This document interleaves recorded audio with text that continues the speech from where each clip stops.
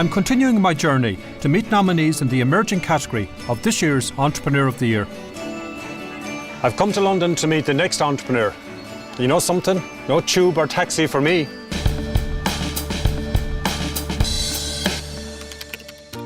When Jane Gunhuintig was studying for an MA in product design at the RCA in London, she developed a substance with silicon chalk that she hoped would allow people to fix broken possessions rather than throw them out. On leaving college, she spent 6 years turning that dream into a reality.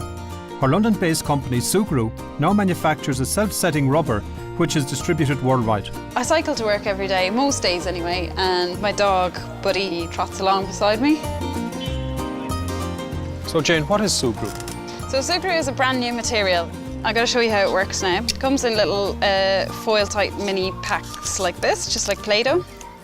The magic part is that overnight, just by being exposed to the air, it will turn into a really nice, durable silicone rubber like this. This scissors, for example, has Sugru on there, so to make it more comfortable to use. So this is Sugru here? Yeah, the black part. Yeah, I've put it on my phone here, so it protects it from falling.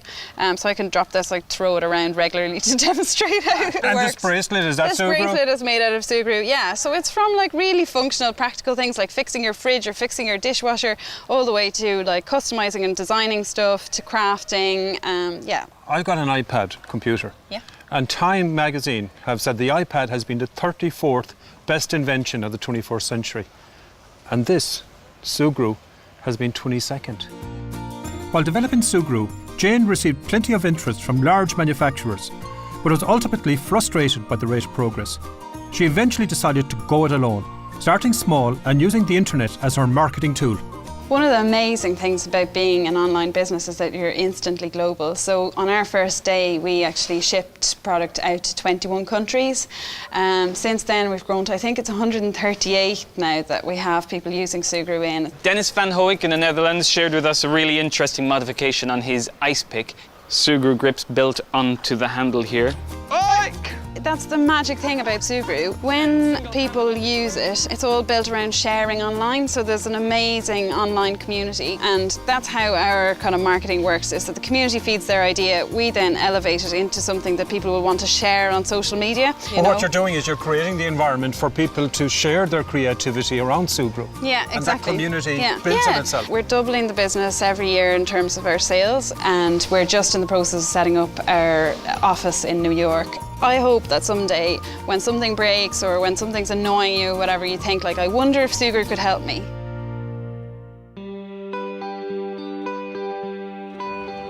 From London, I head back to Belfast, this time to the Titanic Quarter. Since it opened in 2011, the Titanic exhibition has proven to be a great success. And just around the corner from here, a software company is also thriving after its successful launch.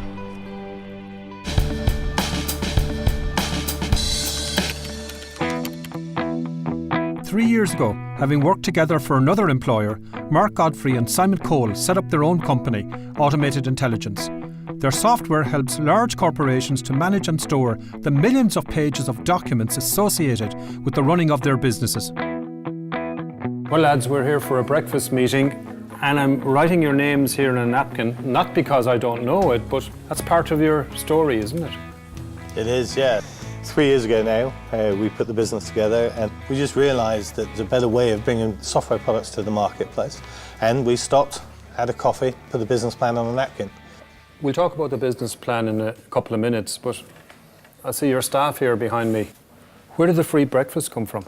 Well, gets them into work earlier, obviously, which is quite handy. Team building and teamwork is all about communication. And when software developers and programmers are sitting at their computers, there's not a lot of chat goes on. So it's really bringing the community together so they can talk more casually, more easily, and swap and exchange ideas together. What we try and do is find ways that we can gel together as a team. So recently we went to a BMX track and tried to learn how to BMX. Some more successfully than others. It helps us all to work together, both in the office, but gel outside the office as well. Getting back to the business, what exactly do you do? We work with organisations with massive amounts of documents. They need to manage and they need to get people to access it.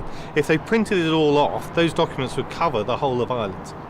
So what we do is we have software that reads the documents, understands what they're about, and makes sure the right information gets to the right people instantly. And there's also a real cost reduction in that as well. If we can take an organisation's data and compress it down for them, keeping only the information they need, they can save a huge amount of money. The Department for Education are a very good customer of ours and have been for a long time. The Department of Health are a customer of ours. But you know, guys, you must have serious competition in this field. How do you compete? Big multinational organisations, it's like turning one of those cruise ships around. It takes forever. Whilst we can turn on a sixpence to deliver straight to the customer more quickly, IT budgets have been cut. People have got to save money, so they want to deal with organisations that can solve the problem right the first time. After all that driving around the country, it's time to stretch the legs back in Dublin, with two brothers keen on a bit of exercise.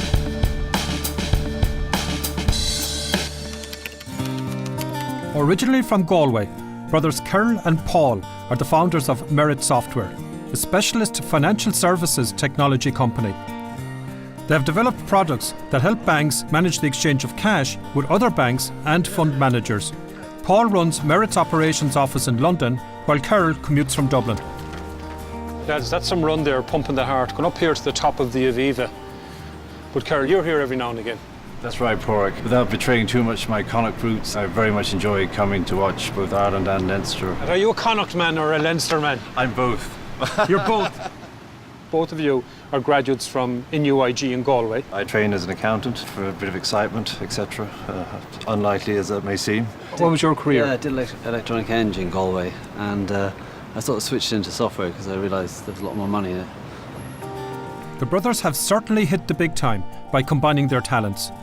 Merit's software is now being used by 7 of the world's top 10 financial institutions. In these banks, there are literally hundreds of thousands of trades going on every day, and what we're seeking to do there is take these thousands and thousands of transactions that they would normally have to look at and reduce them down to the 100 or 200 that really need the attention of the analyst, and then the rest of them can be handled automatically. What are your respective roles in the business? I'm looking after all the technical aspects of the company, so actually producing the software, how we're going to implement it, how we're going to be able to install it, looking after all that sort of stuff, and the design. So I'd be on, I suppose, the business idea of how the actual software should work, and obviously the most important part, I have to say this even as an accountant, the sales, the actual selling of the software. And what's it like with your favourite brother working with you in the business, Paul? We have the odd dispute. Do ye? I'm glad you said was it your favourite brother. I am his only brother. I didn't know that.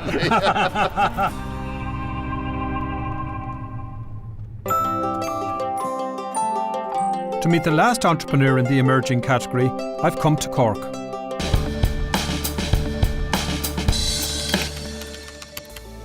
When Sean Sheehan was working for a large computer manufacturer, he became increasingly aware of how difficult it was to dispose of used computer products.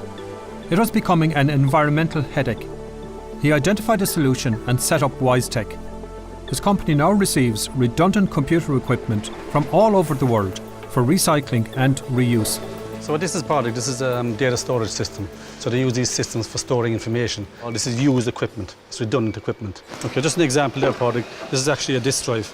So we'll be given business rules by our customers what to do with this disk drive. If they wanted a raise, we'll move it to the eraser cell, which is over there in that corner.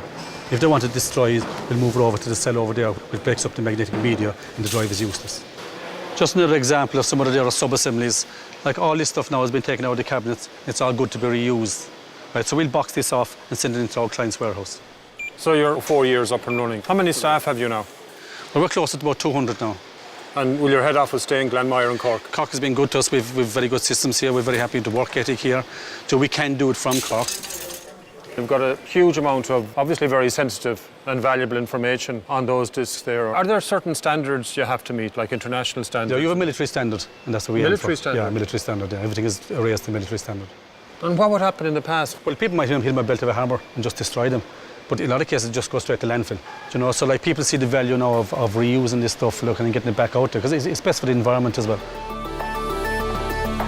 Wisetek is an ever-expanding enterprise with factories in Thailand and the US.